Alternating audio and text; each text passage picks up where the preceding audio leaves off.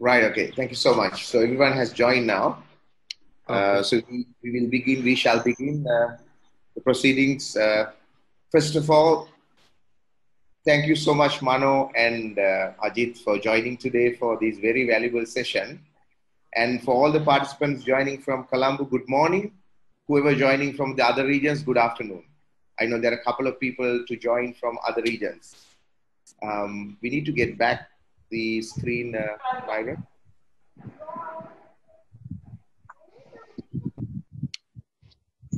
Right.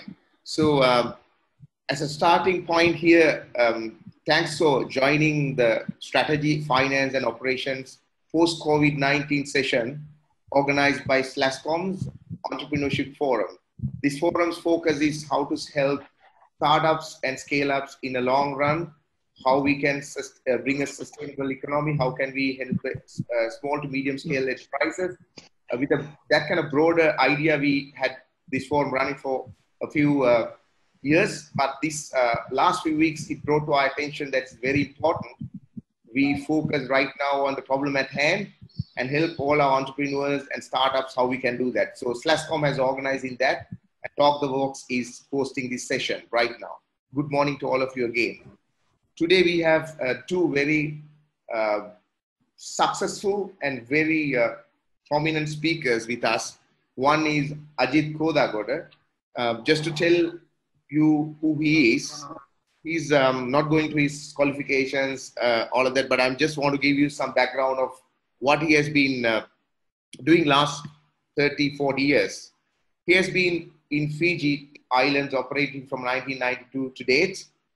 In the past 20 years at least, he's been the Director and CFO of CJ Patel, which is he's retired today from that position. He was the chairman of Fiji National Provident Fund, which is the Fiji's largest financial institute.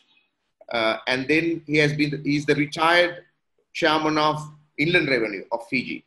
Today he hold the positions of chairman of Amalgamated Telecom. Yes, Ajit, you want to say something? No, nothing. Okay, sorry.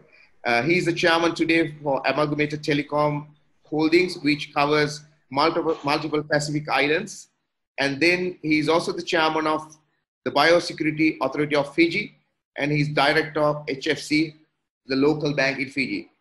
He's also the chairman of Vodafone Fiji, and I'm proud to say he's our Honorary Consul for Fiji Islands, for Sri Lanka in Fiji Islands for the last 10 years. On the other hand, so welcome Ajith, thank you so much for giving us time slot and joining this while you're very busy doing all the roles. And on the other hand, I have another distinguished, very important people who are very well known to most of the investors and most of the entrepreneurs, most of the CEOs in Colombo, Mano Sekaram. Mano has been in the IT field from my memory at least 40 years. And I met Mano also very long ago, both of Ajith and Mano. And Mano is today the 99X Limited's CEO and founder. He is also the Startup X founder, and also he's the chairman of Lanka Angel Network, which is the investing organization. He's also has hold the position of the chairman in SLASSCOM, which is the body that runs today's session, and has been a very successful chairman during his period that we can remember the growth he did to the SLASSCOM. And finally, he's very recently appointed as one of the board members to ICTA, which is the ICT agency of Sri Lanka. And these are only a few positions that Mano holds today. Welcome, Mano. Thank you so much for giving us a time slot and bringing your value and your opinions to this forum. Thank you, Anura, for having me. Welcome.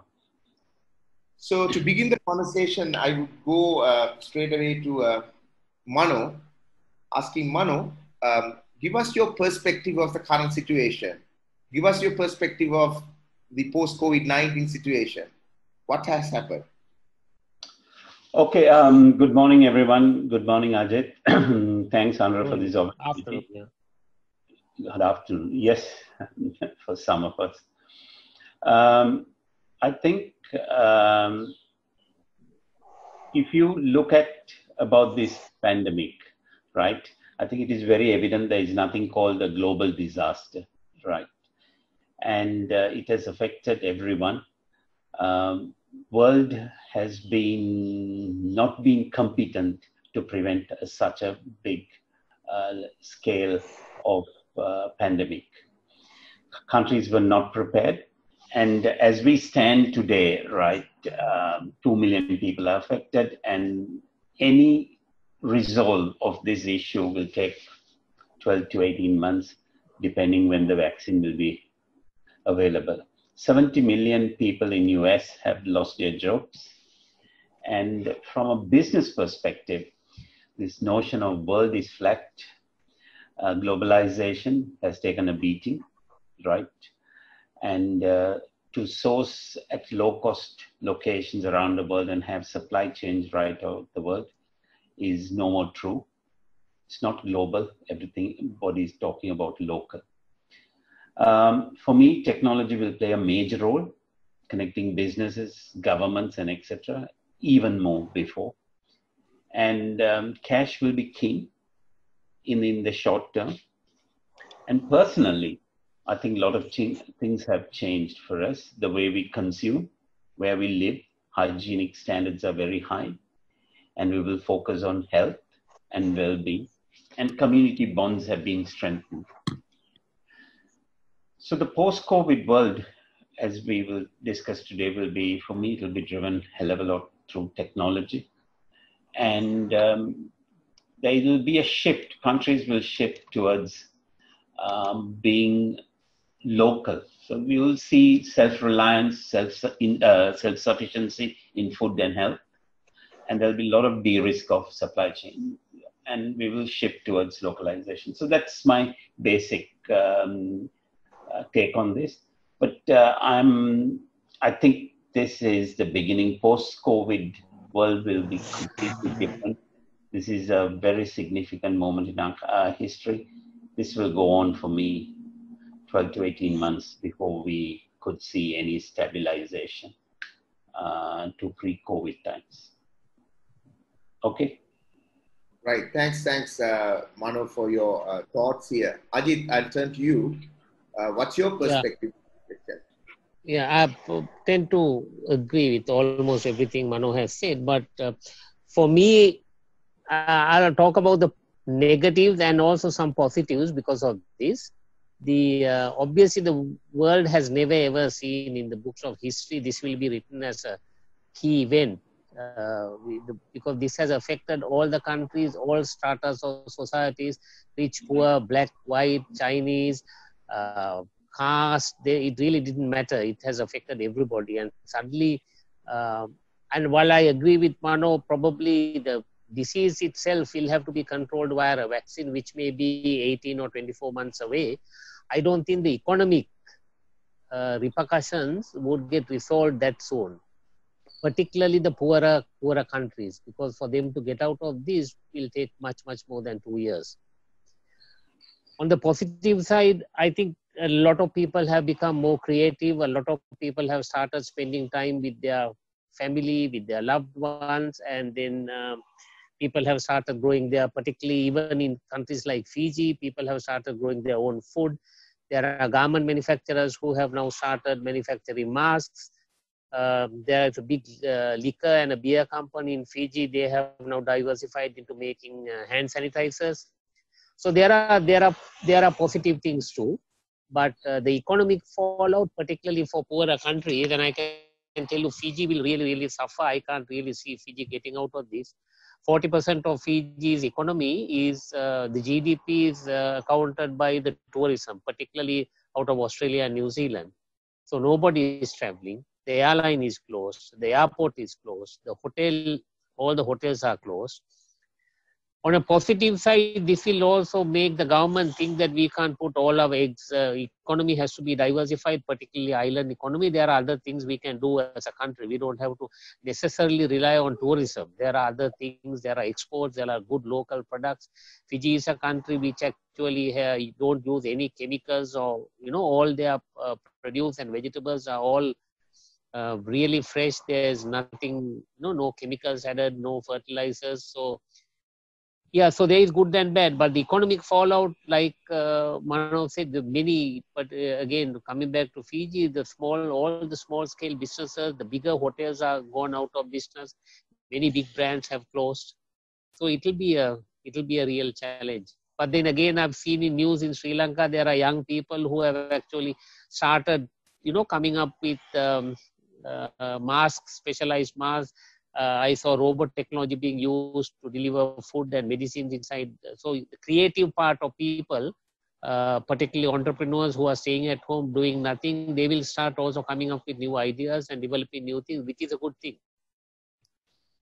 Right. I think when I look at your backgrounds and knowing your history, Ajith and Mano, both of you, you've been through a very similar pattern of career, which you have invested in mergers and acquisition a number of times. So given that background, I'll ask a very short yes or no question to Ajith and Mano. Then we can go details little later. Ajith, turning to you quickly. Yeah. Do you think, Ajith, in this situation, yes or no, quick one, because we can do later on discussion. Do you think in this kind of situation, the company should relook at their change in the finance structures and how they operate? Yes. Right. Okay. So ask a similar question from you, Mano, before I jump to the next set of questions. Do you think this impact is more to the startups or to the enterprises? Right.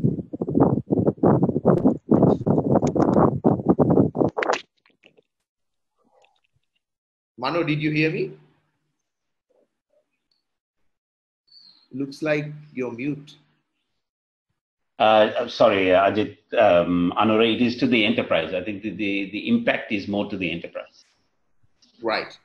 So then let me ask the question, turning to you, Mano. Why everyone is in panic mode? What kind of impact? I mean, why everyone in panic mode? Now, we heard the situation is pandemic, all of that we heard. But is it a panic that is being artificially created, or is this panic is true? Should we in a panic mode or not? I think the first thing is you panic because you're not in control, right? And there is no evidence currently that there can be a solution in the short term, right? So that's why people are in panic. So when you're not in control, when you don't know what is happening, you're depending on external forces, naturally panic sets in because there's nothing you can do about it. That's number one. Number two, because this pandemic is worldwide, right? Everyone is affected, right? And I personally predict the entire economy will shrink as much as 50% worldwide. So everyone has to reinvent themselves because the old business models and the enterprise, what we have been running, is no longer valid because post-COVID, it's going to be a new world, right? The playing fields are going to be different. It is going to be more local. Supply chains all over the world have been affected. Countries are going to be more protective. So you have to rethink of your entire business model and how you're going to survive. And your cost structures, what you've been operating today, is no longer valid because your revenue streams are going to go down. And you have to rethink your entire business model. That is why there is panic. And you can see, I mean, from Sri Lankan perspective, if you look, our three top revenue earners, garments are down almost by 50% or even more. Tourism and foreign remittance. So I think there is a very good reason for us to be concerned, deeply concerned, and that will stem from the loss of jobs. I think, Mano, you pointed out something earlier, which a short answer, you said enterprise. And now you pointed out why people are in panic and why they should be replanning. So just connecting the two dots together, like you said, enterprises, is it because enterprises more impacted because they have more fixed cost structures, little bit less flexibility? Is it the reason, or is there any other reason why the enterprises are more impacted, you say? I think in a post-COVID economy, there's no difference between everyone has to become a startup. You have to rethink of your entire business model.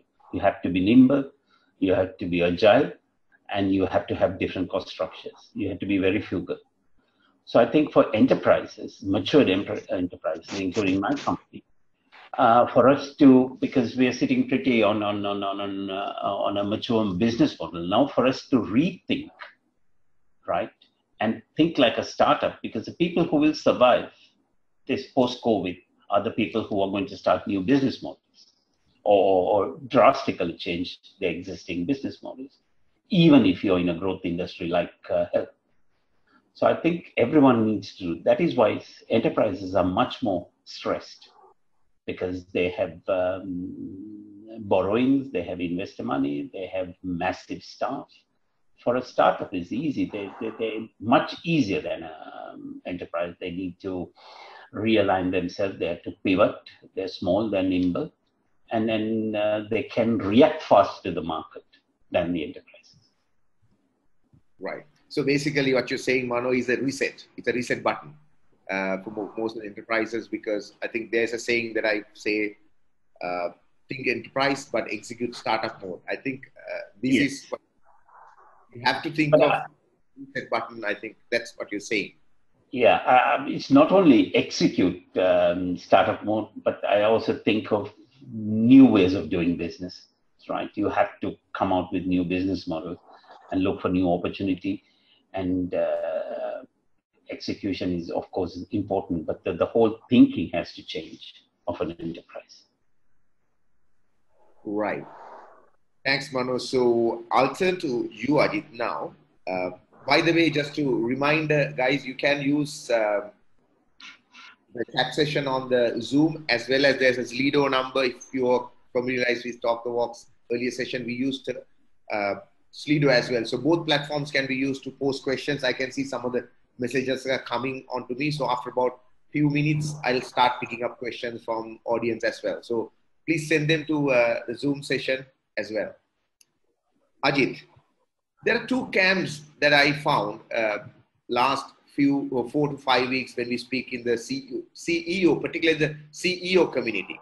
I'm sure you're familiarized with these two camps. The first camp is a camp of people saying that, well, things have gone really bad. We need to plan really hard, and we should be really worried and overly concerned, probably, some areas.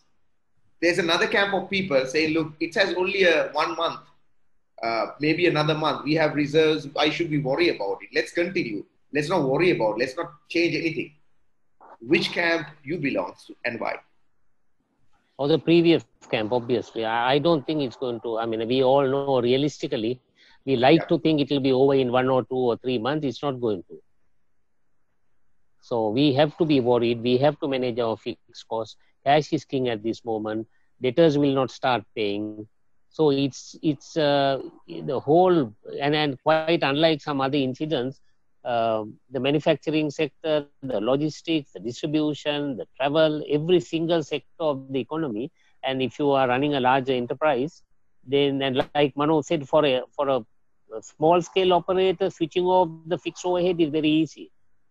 You know, but for a large enterprise, you can't do that. So you have to really worry about, we've had a couple of urgent meetings even at the telecom companies, and we have actually come up with some revised budgets, because we are a public company too, so we have to be transparent in what we do. And I mean, there's no way this situation is going to improve in 2-3 months. Absolutely not.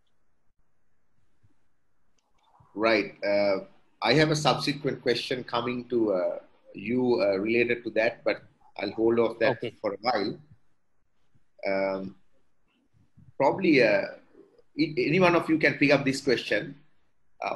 Is this pandemic, because there's another question that most of the people have in mind when I speak to people, particularly making sure some ground information gathered. So I spoke to some of the CEOs as well as some of the CXOs and some of the innovation people. In your view, I'm not going to say my view, but I'm going to ask any one of you can pick up. In your view, is this problem more prevalent and more obvious to service industry or the product industry? I hold there because it's a very open-ended question. Both can give you opinions, but okay, if I may, it will affect both equally. You can't distinguish and think it's going to only affect the product and then service. It's like I said earlier, it's just across the board. Doesn't matter what kind of business you are in. Product, service, doesn't matter.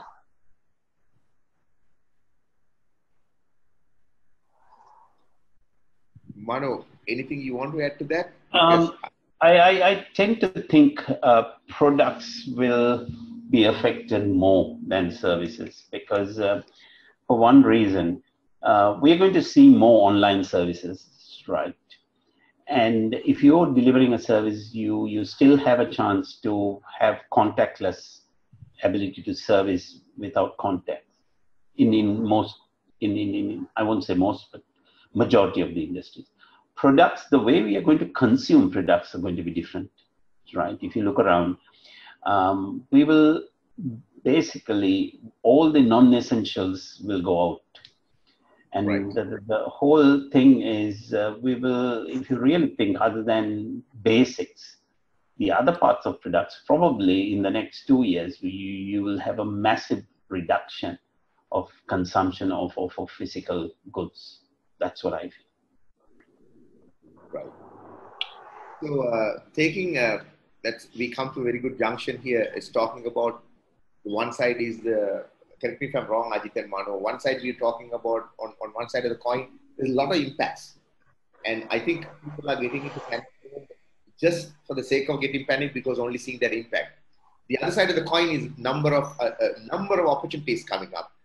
Again, please, Ajith and Mano, jump in and chip in and correct me if I'm wrong. So the industries of apparel, industries of manufacturing, industries in terms of the aviation, the hospitality, all of them we can see impacting and they are finding new ways. Now, I know a couple of friends in Sri Lanka, like Ajith said, some of the apparel CEOs, they are diverting their staff to do something else now, manufacturing something else. I know that some of them helped during the initial few weeks with the forces to create some products just for the consumption of the Sri Lankan, but now they are looking at exporting them.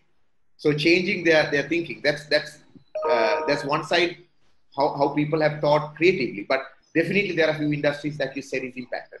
The other side of the curve is that there are industries like e-learning, the e-commerce, the health services. Number of industries is really ramping up really well. Now, Mano, to your point, piggyback from your last point. So don't we see these humongous opportunities coming up? I know one of your companies also just advertised recently that about e-commerce done in a few hours. So what kind of, like, we don't want to give all the negative messages to the entrepreneurs and the leaders on the people who are joined now. So what kind of opportunities that we can create from this downfall of one side and the rise on the other side? So I probably go to Ajith first, and then I go to Mano next. Yeah, I think we touched on that. The use in technology, there are so many creative things, particularly with e-learning and then even products like Zoom and conferencing utilities. So there is a lot of creativeness that is coming out of even the most ordinary people. Home gardening, we've seen that in TV news. I've seen that in Sri Lanka, in Fiji, it's being done now regularly. Everybody is growing and then bringing that to the market rather than relying on bigger manufacturers. There is a huge garment manufacturer in Fiji, Sri Lankan. You may have known him, Vanaraja. He has actually now started exporting masks into Australia. And in the hand sanitizer, there is another famous company here called Fiji, who actually did creams and soap and that kind of thing. They've branched off to doing branded hand sanitizers again for the export market. Ajith, so there are opportunities. Yeah. Ajith, before I go to Mano, I'll ask you another question on that. Ajith, now I know that you're the chairman for Amalgamated Telecom Holding as well as Vodafone Fiji. So this is an industry that can definitely rapidly grow, right? How do you, at a board level, recognize these opportunities? We have seen, like in the last 6 weeks, we have seen a massive growth in data. So there's actually about a 40% growth in data. But having said that, that's on the data side. We found that the prepay market is down almost 20% because people are out of jobs. Almost 40,000 people in Fiji are out of jobs. So they don't have money to reload their phone. And then the handset sales, the bigger people, the handset sales are down to almost nothing, and there was substantial margin in that. So again, for the telecom industry, yeah, it is certainly one of the industries across the world which will actually make good money, hopefully, with this. But then again, we do have a lot of debt, so we need to have the cash flow. We have a lot of corporate customers who are now saying, can we have more time to pay? Because they obviously can't, they don't have the cash flow to pay the bills. So there are some challenges, but all in all, there is a lot of opportunity also for telcos. Mano, turning to you, and mind you, Mano, you have a question on the forum as well. So, but I'll ask quickly your perspective of the opportunities, and there's humongous opportunities in my view. Your response to that, Mano? Yeah. So every downturn or every recession will have opportunities, but this is more than a recession. This is you think it's not only a recession, but it is also how countries are going to react. So I think first we need to understand how countries will react. For me, most countries will go into a closed economy. They will want to be self-reliant, self-sufficient, and food security will be number one priority of any government, especially in our parts of the world, in developing nations. Health will be priority. They will de-risk supply chains, and we will move from a trading economy to a producing economy. But the use of technology, right, because of contactless thing, will have so much of opportunity. So I think opportunity-wise, you're going to have, there'll be a lot of shared economy. You can see the Pyxles and the Ubers, people will share resources. There'll be massive opportunity in education, digital services, neobanks, all these banks, you don't need to have all this, you can start. So they'll have regulatory changes in payment gateways and etc. And it'll be quick. This thing, every person in the house will be computer savvy. You need to be online. So digital transformation, and agriculture will really transform to have greenhouses, hydroponics, the entire delivery process. You will have drones. And look at manufacturing. Manufacturing will change. They will use a lot of robots and 3D printing, right? And you can work at home and still control these machines. So I think the opportunity, but you have to imagine a new world. That is, you cannot start tweaking your existing business model, any existing structures in order to serve this. That's why I always said the startups are much better positioned to invent, to go into the market faster than the enterprises. They can make a quick turn, and there's no harm, and there's no, I would say, a lot of cost in there. Yeah. Mano, a question comes to you. I'll summarize the question straight away. It's a business question more than the forum. One question coming from the forum is asking, hey, Mano, we know that you've been more focused on European market from e-commerce point of view. Given these market conditions, are you more focused to the region and Sri Lanka now? Absolutely. You need to plan. See, a good leadership is about predicting the future in the past or in the present, right? So you need to predict, right? And then that's very important. And Ajith also will agree. You need to think, you need to have a vision. You need to think with the data, what you're having, what is going to be the future. And then we are very European centric. Personally, as a business, we are very European centric. We are very exposed. And now you have to reinvent your business model and say, and we cannot use the same products and services what we are selling in Europe currently in new markets. So we have to come out with new services and product and look at opportunity, right? So absolutely, we have to look for new markets geographically and products and services. Right. I'm trying to change this to another segment of finance. So before, as a starting point to move that, Ajith, you've got a question. I think this is best fits you. Would you know from the panel that the US dollar basically is related to the US dollar seems to be appreciating basically more than appreciating. Sri Lankan rupee is depreciating very, very badly. The question is, how do you think this work, and should we use other base currency when we compare when you look at the LKR? So the question is basically around, if the US dollar is appreciating and inflation so much, as well as the depreciating in the LKR, should we now start changing our base currency, kind of question? So I just straight away put it to you, because knowing that your finance background. I don't think you have a control of it, because many countries trade because of the faith and the strength of the US dollar. Many countries would only trade in US dollars. So you don't have a choice to say, okay, let's start trading in another currency. So just to understand, because the other reason I asked you to join, Ajith, from other than your expertise, because of your living in an island, and which is also we see as a kind of customers, or we see from another foreign country. So in terms of Fiji Islands, what sort of impact this has on your Fiji dollar? Just a quick question, to get an idea. We haven't, from a currency point of view, our biggest trader is Australia. Australia is most of our exports, imports coming out of Australia or New Zealand. And if at all, we have actually, because those countries have suffered more than us, their currencies have depreciated against the Fiji dollar. So we are at an advantage. So if you look at our currency bucket, almost 60 to 70% of our trading is happening in Aussie dollar. Right.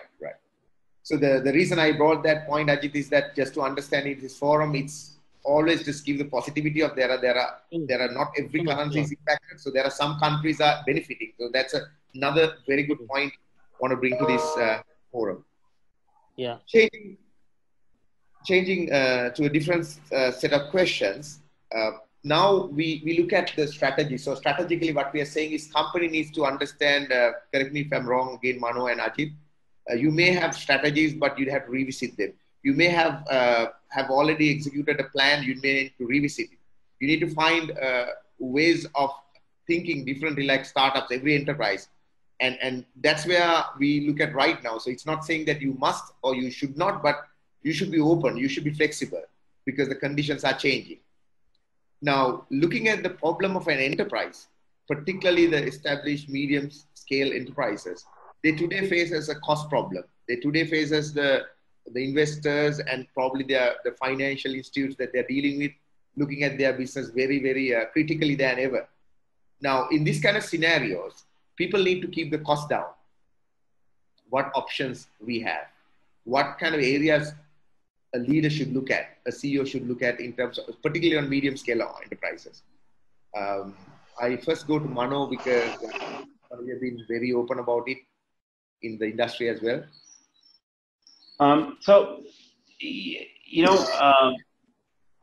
In these days, right, you run your company on cash flows, and Ajith will know this, right? Because this is in the medium term for any mid-sized company or even large enterprise, it's about cash flow. You need to collect and you need to pay your bills.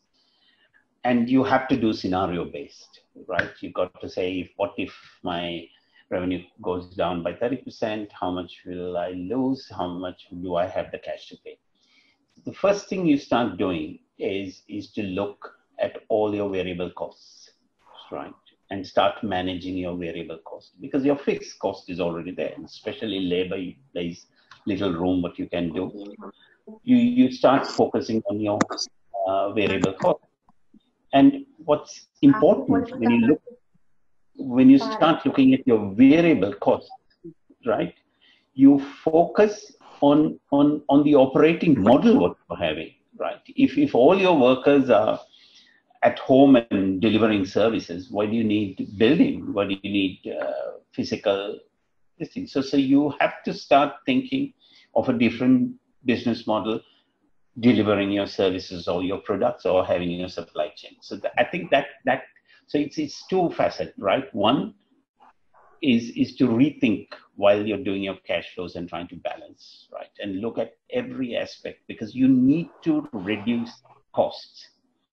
Purely is in a shrinking, because the cost of delivering every service is going to be, because the demand is not there, and there's actually oversupply, right? So there's going to be a price as demand falls. Economics will tell you, if demand falls, your price is going to come down of all services. So I think this is the dilemma. So you need, as medium-sized companies, you first have to look at your variable. And for me, what is very important, cash is king.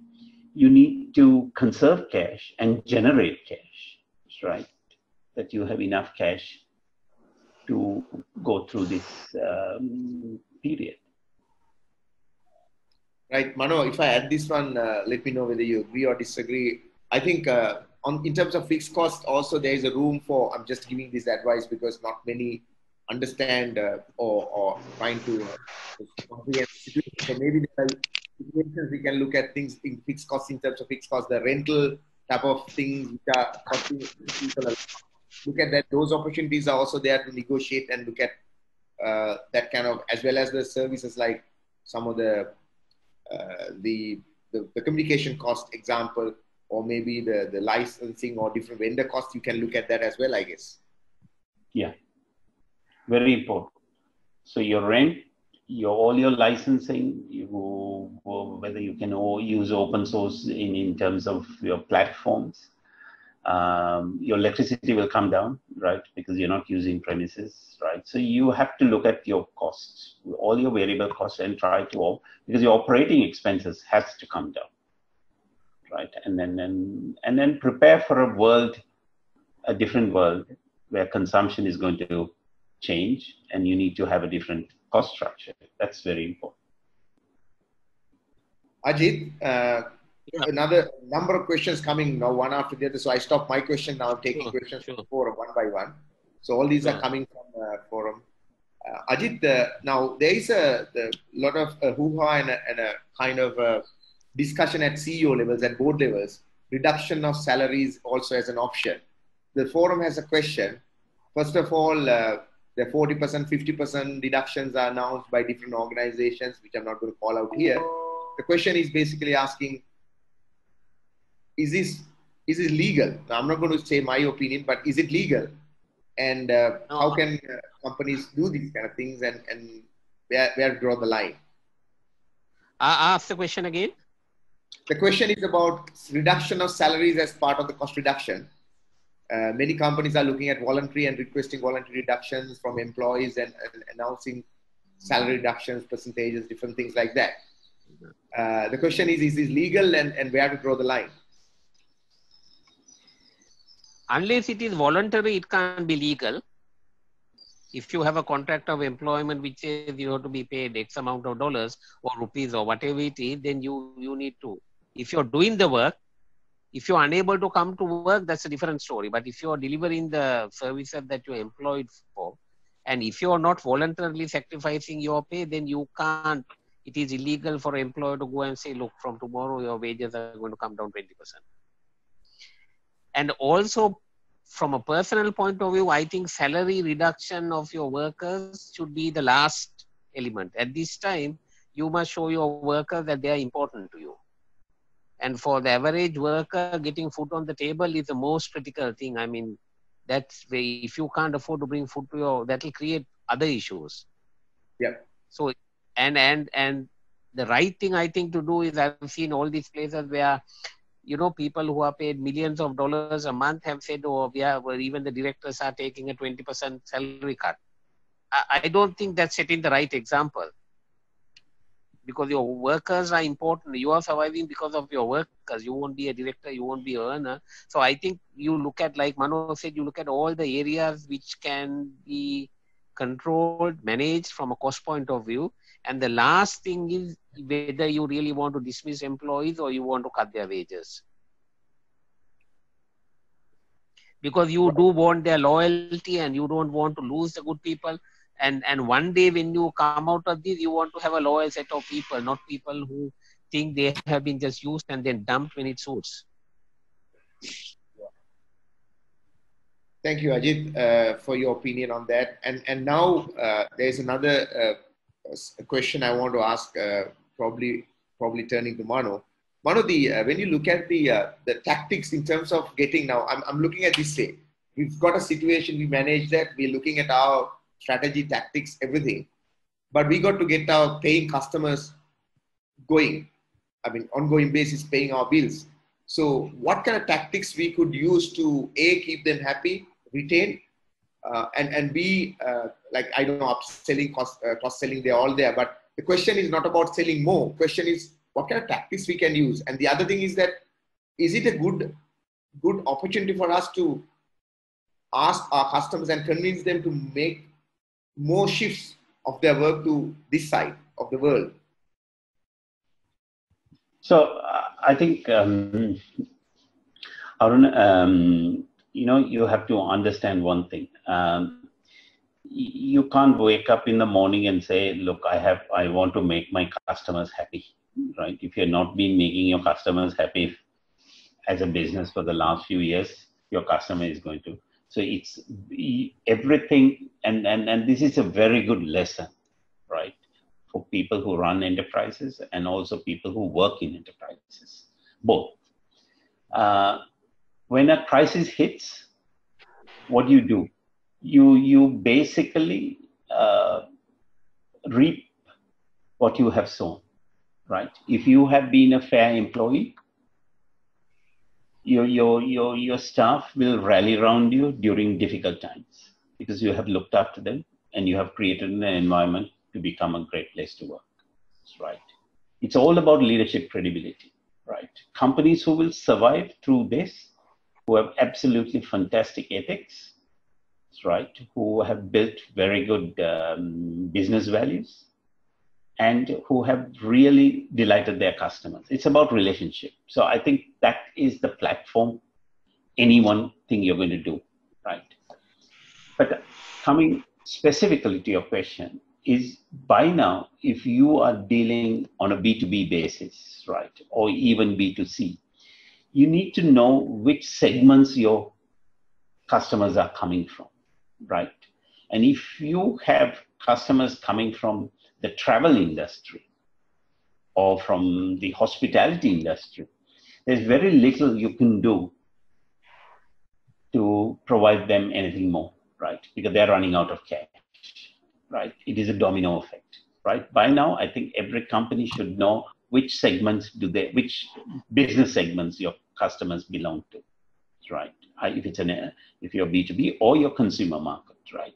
Where do if you are from the health sector, then right, these guys will get paid and etc. But if your customers are, most of your consumers are from different walks of life, you're going to suffer, right? So I think the segmentation and which domain you have from. What can you do more? I think you have to be more proactive, right? And ensure that you're delivering fantastic service to them for them to keep their business running. So it's going to be a domino effect, right? What you can do is to provide the best services. I think Ajith touched a very important point, and I want to give me time to answer what he said. What's going through everyone's mind is, will I lose my job, right? This is right, and that's a very difficult part, right?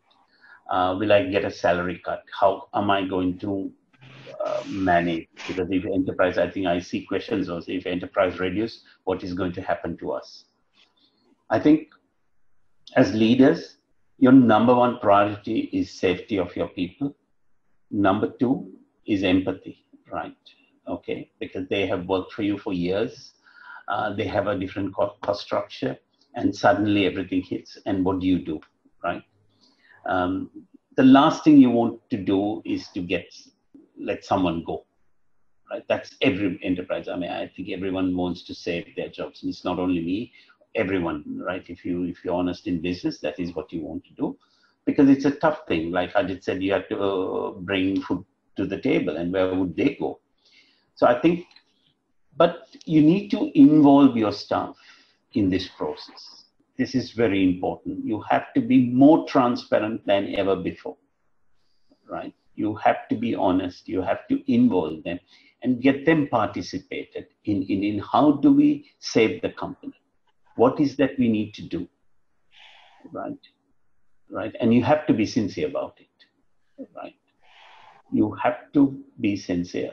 I mean, if shareholders can pump in money, they have to pump in, but you have to be sincere. Have this discussion. How do we change all this, right? And everything has to be done voluntarily, right? And then they see that it is a participative thing. What is that we can do to save the greater good of people?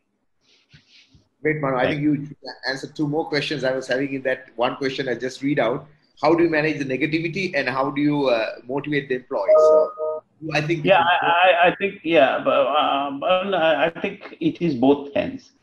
As employees, we have to realize this has never happened, right? It's not that your company is trying to screw you, right? It has never happened. They have to reach out. You know, it's such a mental trauma, right? Whether you're in leadership, right, or you're part of the company, right? It is a massive mental trauma, right? The lockdown, right? Some of us are fortunate, right? We might have a house or an apartment, but look at millions of people who are living in 10 by 10 spaces in ghettos and this thing. I mean, you know, look at their lives, right? So this is affecting millions of people, right? Look at the daily wages, right? At least in our sector, you have jobs. Look at the daily wages. So I think you have to be very human, right? And then you look at this problem in a different sense and try to help the community and help yourself. But we have to have very open discussions. How do we do this? Thank you. Right. No, Mano, very well taken that because I think the message is that simply if I summarize, please tell me, Mano, if I didn't summarize, in a summary level, whether it's board or a leader, it's a very, very important that at this time of a situation like this, you be very transparent and open and keep the dialogue going. And I think the other side is that employees should also understand this is a unique situation that mother or a father or a student or a CEO or a board or an employee, whatever the role you play, despite, this is a very first time we all face this kind of situation in our lives. So I think it has to be, when it comes to dialogue and transparency and openness, it has to be both ways. Arun, I don't know, Arun, you know the German finance minister committed suicide, right? Yes, yes. Right. So I think it's going to impact, you know, it's not the face what we see today, right? Everyone is going through trauma, right? So, and then we need to understand, right, whether you're a leader or everything, it is very difficult times. And especially when you have responsibility to feed others, right? Right. And this is under no control. And I think, in my opinion, I think government is trying to do their best. Right. Sri Lanka does not have money like other countries to pump in. So we have to look after ourselves in a lot of sense and then work as one team, one country to solve some of these issues. But that's my message. There are a lot of questions coming up, Anura, so I just leave it. Yeah, I see that. I'm just trying to get them also. So one of the questions that I looked at here and a couple of questions combined. Ajith, I actually add to the little flavor to that question. The questions are talking about looking at the debtors and collections and invoicing. So obviously, not only that, as a leader, you have to plan the lowest cost and operation and looking at the best way to keep the employees occupied, unemployment limited, all of that. Plus, there is another additional problem, collection of money on time, because every customer may not pay. So the question is, how does this impact and how the boards look at, the investors look at? So that's a question. But an additional part to that question for me is that, Ajith, do you think our data ratios, data days, those kind of different liquidity and all of those ratios that we normally look at in financials, should we look at in a different angle this time? That's the additional question. What do you mean different angle? In the sense that, you know, there is, I know for being a financer for you know, when you look at a company, what level should it be operate to call it a healthy organization? Yeah. Now, is that should that be changed now? Should it be ease off?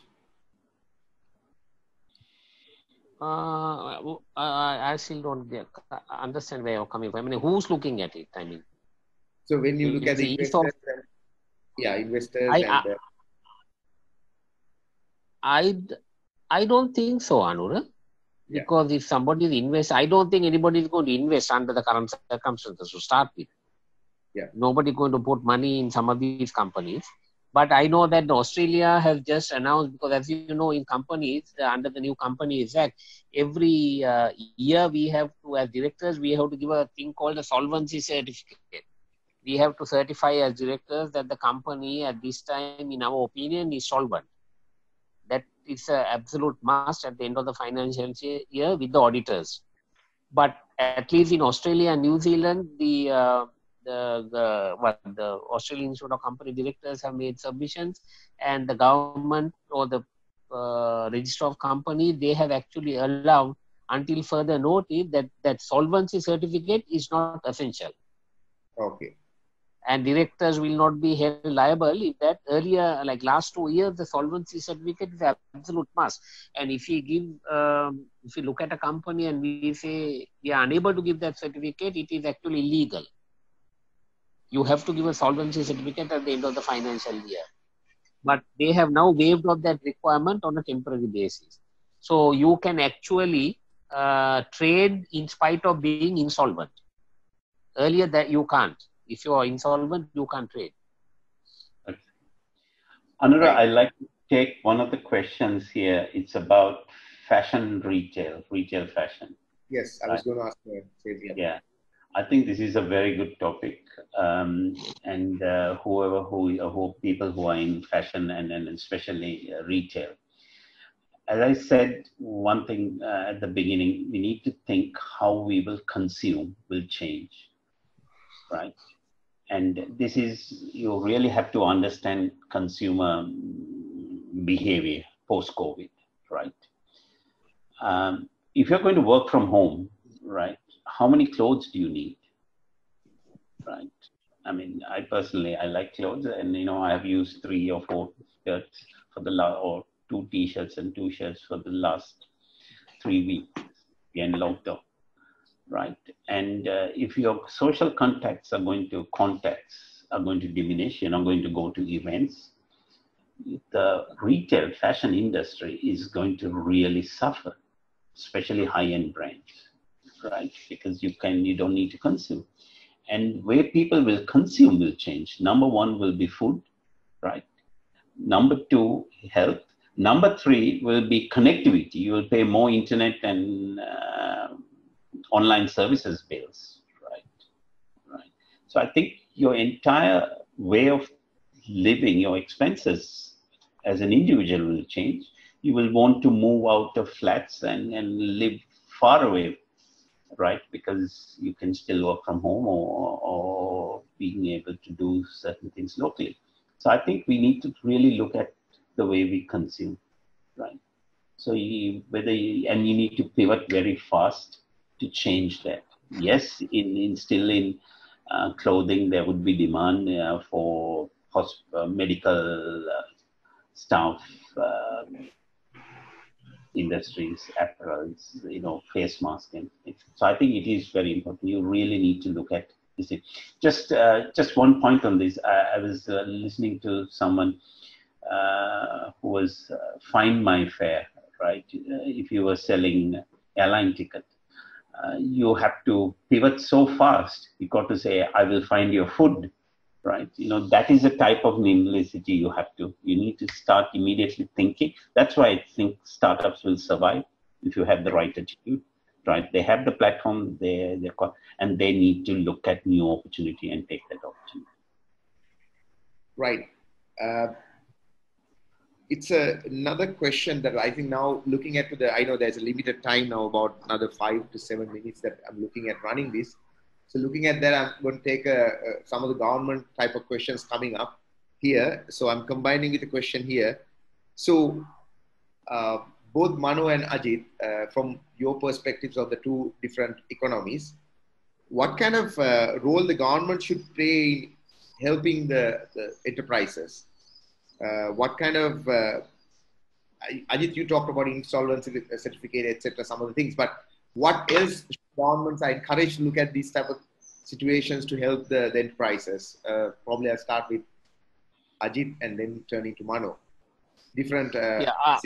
As far as Fiji is concerned, they have actually about 3 weeks ago, the government actually announced a mini budget specifically addressing the issues because of COVID-19, and that has actually removed the penalties for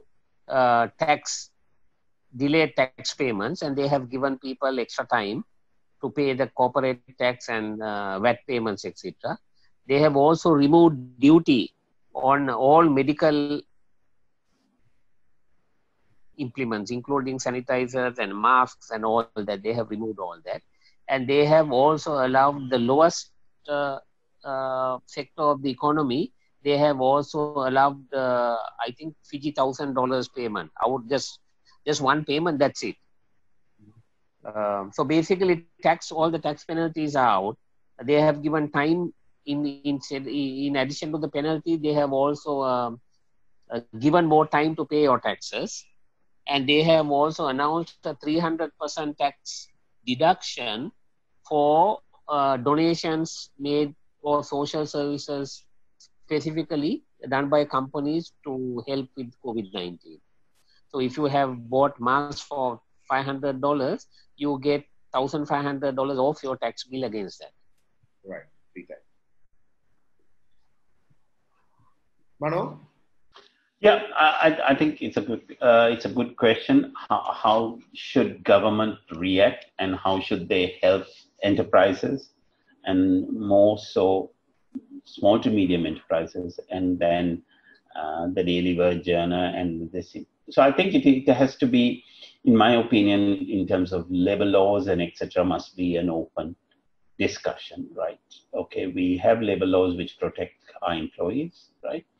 I think it has to be an open discussion because these are different times, right? Right. You've got to say these are post-COVID, and how do we have a fair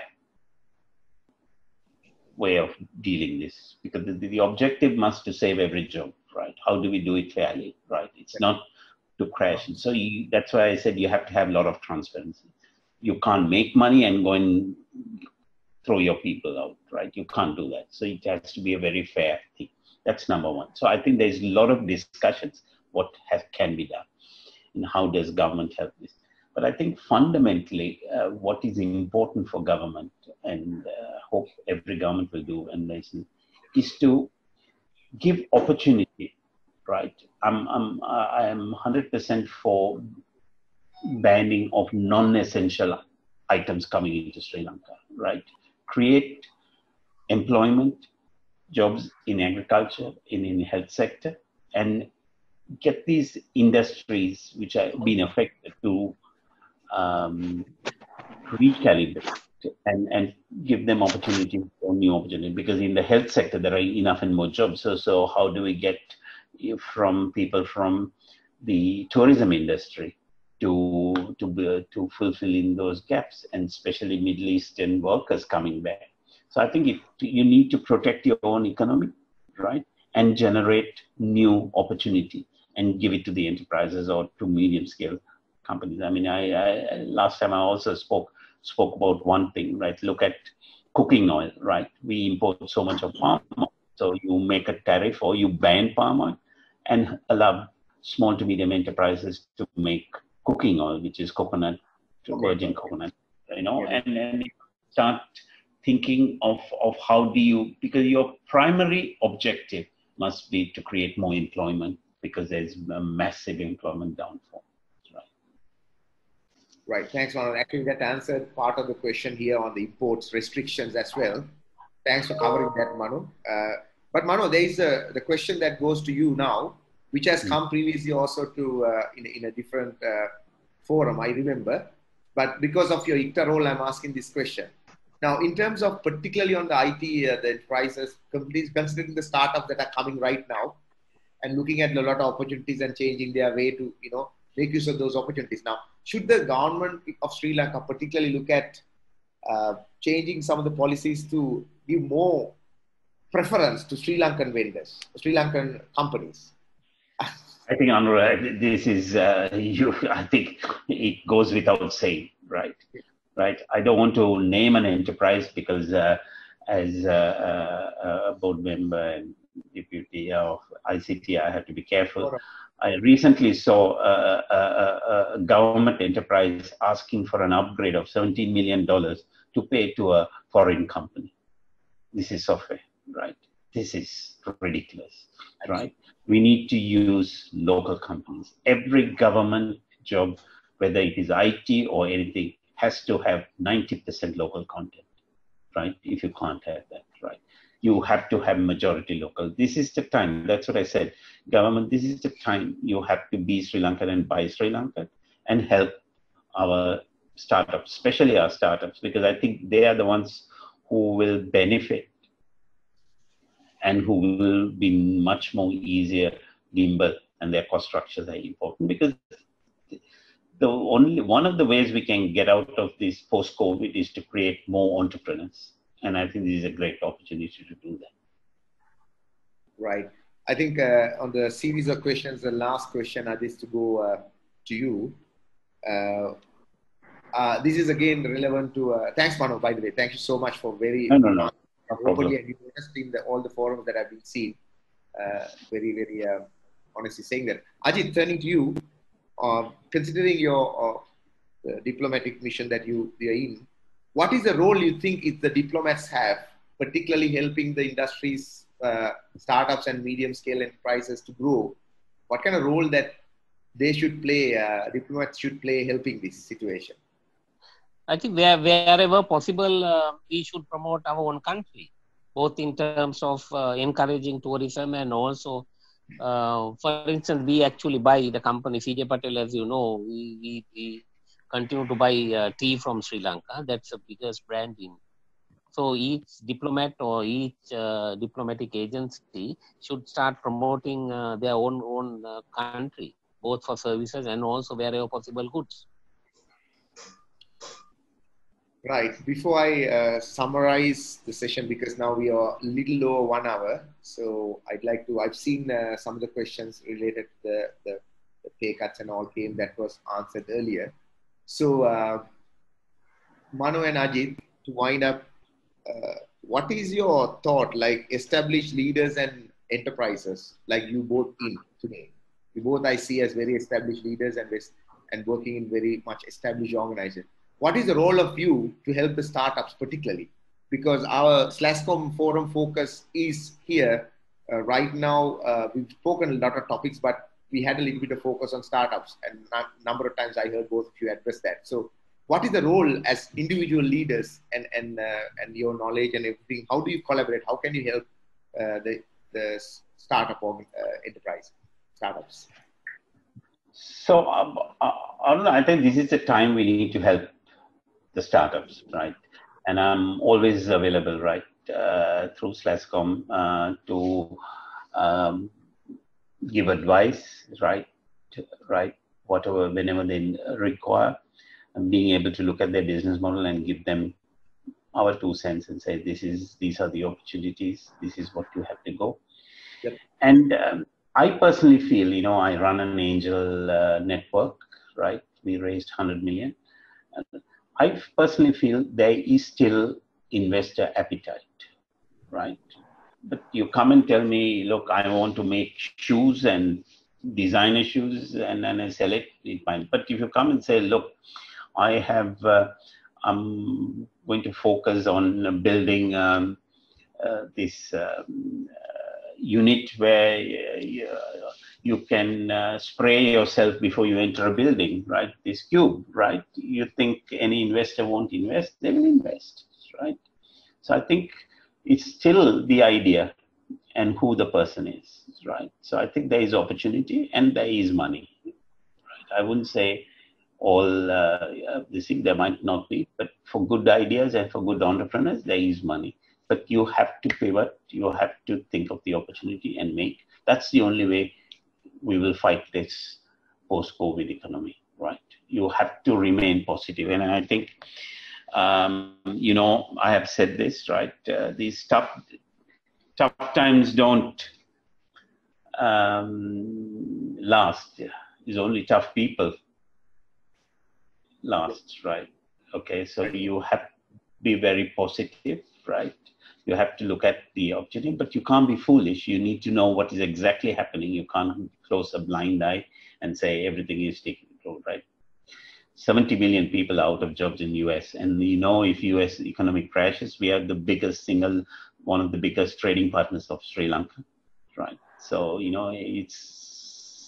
it's going to affect all of us. So we have to be pragmatic, right, of our approach. On the other hand, there is opportunities. I think it is two ways. You have to play this Jekyll and Hyde, right? You have to control your costs and this thing, and then look for new opportunity. And it is a dual strategy for enterprise, for even personally, it is for every one of us, right? We have to remain positive. On the other hand, you have to be very, very cautious of how you handle your finance and then what you spend and etc. That's my message. Thanks, Mano, for your message. Ajith, your message and your thoughts on, again, individually, how you could contribute, how do you help, how can you help, and how can you assist these type of situations? And the message. Yeah, I have, as you know, all my life, I have not had any experience working for or working with a startup. I've always worked for corporates. Having said that, there are many times that even in Fiji and sometimes even in Sri Lanka, when people want to try something new, like Mano said, whether it's setting up a restaurant or setting up a small business, I have always offered and assisted in preparing them with their business plans or critically looking at and then saying how best to fund it. From my financial knowledge, whether it should be debt, whether it should be equity, and I've asked them to prepare cash flows and show it to me, and then guided them through that particular area to say, look, this looks financially feasible, this doesn't look financially feasible, and sometimes people come up with ideas saying, let's do this, and I have actually critiqued it and said, look, it really doesn't make sense because if there is no market research done, whether this product is going to work, whether this service is going to be palatable, acceptable at that price point, are you really going to end up making money? So that kind of thing I can do, but I actually haven't invested my personal funds on any startup company. Right. Thank you so much. So I will sum up this session in 3 bullets. One is that in terms of strategy, we talked about what is the bottom line is that people have to revisit, and every leader, every boardroom has to have a discussion quickly as possible. How are we going to look like beyond this pandemic? The post-COVID, what is the company shape should be look like? What are the opportunities you have? How you shape it up to that? How you take that challenge? So I think you need to be, one is very pragmatic about it. You can't take long time, and also you need to be very flexible in making moves so that you can really look at the opportunities and grab that and move forward. You can't have a fixed way like this is the way I operated, so I can't change my way. Second thing is about cost structures and operation. One thing that we summarized here by both the experts were that you need to be very open with your staff and look at all the possibilities, and staff should be your last, because end of the day that you have to have the right workforce supporting you and running, and of course their skills, everything. But more importantly, as a leader, you need to look at the best outcome in terms of your optimal cost of operation. At the same time, be transparent and keep the dialogue open so that both employee and employee should have this time a very, very open and an honest dialogue and looking at the cost reductions and how to move forward. And finally, when you look at the, you have to be opportunity, you have to grab the opportunity. At the same time, I think we should look at how do you, this is a life lesson for us. The other thing that point came up was that learn from this lesson that you need to keep, I would call it always on the ball, eyes on the ball, because you need to understand the heartbeat of the customer, understand their story, side of the story, make sure you're very well connected. And this is a time that I think you need to look at this situation, not just how it impacts locally. For example, the industries that are impacted, of course, I think, Mano, you highlighted that the governments and the finance and investors all can do something, but I think it's your creativity. It's the third point I'm bringing. It's your creativity that makes a lot of matter a lot. How we want to come out of this situation, because it's not that you're sitting on your I would say bricks and mortar or whatever the business model you have and say, look, I think we are going to make profit next because no investor like it. So I think that sums up. Anything else that you need to add? Maybe a minute or two, Mano, Ajith, otherwise we'll wind up this session. No, sorry, if I may, I think your employees are king, Anura, because machines you can buy, vehicles you can buy, you can create. But this is the time your people, you need to look after your people. They need to start appreciating who you are. This is not the time to dump them. This is not the time to start cutting salaries, unless it does come voluntarily. But there are other areas where we can cut costs. We can talk to employees and say, okay, maybe we don't need to spend this kind of money on fuel coming to work every day. So 3 days of the week, if you want to actually stay from home and work, then you do that. The electricity or the power or the photocopy machine, all of these things are areas. But I think salaries are the last thing that you must look at. And that also, if you really need to look at, you have to have some buy-in from your employees. Right. And then from organization point of view, cash is king. So you can make all the book profits you want, but if your money is going to be stuck in debtors and stocks, and then you are going to get bankrupt soon. Right. Thank you so much. Once again, I think like both of you spoke really and then very, very valid and valuable points, Ajith and Manu. Thank you so much for that. Particularly the startups and the entrepreneurs forum. While you see a bad signal or a pandemic happening, I think you now understand there are grand opportunities coming ahead of us post-COVID. I think you need to really, really think about it. Startups who are joining here, I know a number of startup companies talking to us, SLASSCOM Entrepreneur Forum and being connected to us. Guys, you heard there are opportunities for you guys. And the opportunities are more valid and possible for you guys than the established long-term enterprises. So I think it's a way to start to think, not to be panic and worried so much about it. Just try and think, and there are these resources available. Connect to our SLASSCOM Entrepreneurship Forum. We could also help and connecting the right dots. So this comes to the Talk the Walks Season 2, Session 2 on Strategy, Finance and Operation post-COVID-19 organized by SLASSCOM. Please stay tuned. We'll have a few more sessions coming Friday at the same time. We look at more, we had only had 100 people. Now next time we'll try to see whether we can expand to 200-300 using different technologies. Please stay tuned. We look forward to meet you again. Once more, Ajith, Mano, thank you so much. Thumbs up.